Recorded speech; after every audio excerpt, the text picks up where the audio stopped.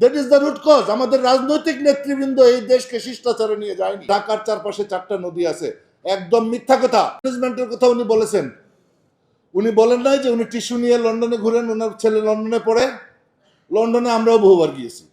London যেতে হয় না। আপনি দুবাইতে যে লোকটা চুইংগামের প্যাকেট পকেটে নিয়ে আসে, ওই একই লোক আমি নিজের চোখে দেখেছি ঢাকা এয়ারপোর্টে এসে ওই পকেট থেকে বের করে চুইংগামের প্যাকেটটা রাস্তার মধ্যে ফেলে দিয়েছে। এটার কারণ কি? এটার কারণ উনি বলেননি। ওনার কারণ হচ্ছে, প্রথম কারণ হচ্ছে উনি যখন এখানে দাঁড়িয়ে বক্তৃতা দেওয়া শুরু করেন, উনার দায়িত্বে কি আছে সেটা না বলে উনার দায়িত্বে না কি সেটা বলা শুরু করে দিয়েছেন। এটাই তো কারণ। আপনি নিজে কি করতে পারেন না, এই মূল্যায়ন আপনি করলেন তো নাই। আপনি আমার দায়িত্ব না, আমার মন্ত্রণালয় না, আমার অধিদপ্তর না, এরকম করে আরেকজনের ঘাড়ে দায় চাপিয়ে দিতে চান। কাজে যে লোকটা চুইংগামের প্যাকেট দুবাইতে পকেটে নেয়, ওই লোক এখানে এসে বলে ওর এটা তো ময়লা সারা দুনিয়ার মানুষ করছে, আমি একলা করলে কি? অথবা বলবে এটা পরিষ্কার করার দায়িত্ব আমার নয়, which is same. That is the root cause. আমাদের রাজনৈতিক নেতৃবৃন্দ এই দেশকে শিষ্টাচারে নিয়ে যায়নি, যে কারণে এটা হচ্ছে না। আমি আর লম্বা বক্তব্য দিব না, একটা কথা বলে শেষ করব। সেটা হচ্ছে গত 2 সেশনে কথা হয়েছে ঢাকার চারপাশে 4টা নদী আছে, একদম মিথ্যা কথা। ঢাকার চারপাশে আর কোনো নদী নাই। ঢাকার চারপাশে 4টা নর্দমা রয়েছে। নদী কাকে বলে, নদী কাকে বলে এটার সংজ্ঞা আইনগতভাবে আছে, এবং এই সংজ্ঞা পরিবর্তিত হয় ভৌগোলিক অবস্থানের কারণে। ভুটানের নদীর সংজ্ঞা আর বাংলাদেশের নদীর সংজ্ঞা এক হবে না। ভুটানের নদীর সংজ্ঞা, উপকূলের নদীর সংজ্ঞা আর ব্রহ্মপুত্র নদীর সংজ্ঞা এক হবে না। ভৌগোলিক অবস্থানের কারণে নদীর চরিত্র ভিন্ন থাকে, নদীর আকার ভিন্ন থাকে। সেই জন্য বাংলাদেশে নদীর আকার কি হবে এটা 1950 সালের স্টেট অ্যাকুইজিশন এন্ড টেনেন্সি অ্যাক্টে বলা আছে।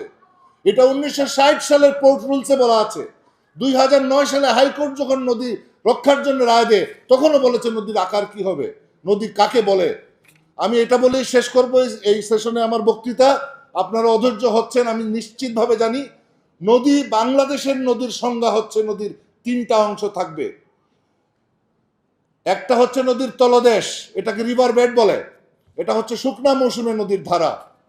আমাদের দেশে 80% পানি মনসুনে আসে নদীতে। বর্ষা মৌসুমে 80% পানি আসে, 20% পানি আসে শুকনা মৌসুমে। কাজে বর্ষা মৌসুমের নদীর ধারা আর শুকনা মৌসুমের নদীর ধারাকে বলে ফোরশোর বা ঢাল। তারপর ঢাল থেকে যে জায়গাতে বন্দর ঘোষণা করা আছে সেখানে 150 ফিট হচ্ছে নদীর পার। যে জায়গাতে নদীর পার নাই সেখানে নদী প্লাবন অঞ্চলের সাথে মিশে গিয়েছে, এবং ফ্লাড প্লেন বা প্লাবন অঞ্চলও আমাদের ল্যান্ড ল দ্বারা প্রোটেক্টেড। কাজে নদী বলতে এই 3 অংশকে বোঝায়।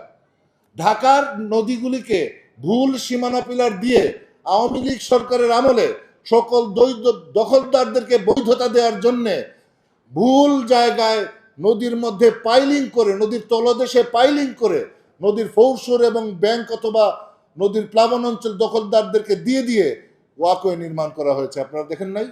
নদীর মাঝখানে পাইলিং করে, দেখতে টঙ্গী গেলেই দেখবেন আপনারা, কোনো দূর না।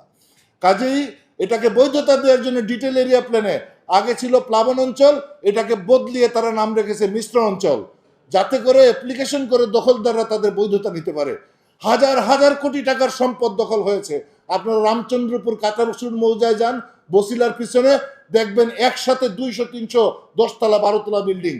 একই সাথে 200-300 10তলা 12তলা বিল্ডিং একবারে উঠে না যদি কোনো নতুন এলাকা ডেভেলপ না হয়। কাজে এটা কমন সেন্স লাগে, এটা রকেট সায়েন্স নয়। আমাদের দেশ ঠিক করতে গেলে আপনাদেরকে জাগতে হবে, বুঝতে হবে, জানতে হবে, ঐক্যবদ্ধ হতে হবে, এবং আবারও কণ্ঠ জাগ্রত করে বলতে হবে আমরা এগুলি করতে দিব না। ধন্যবাদ।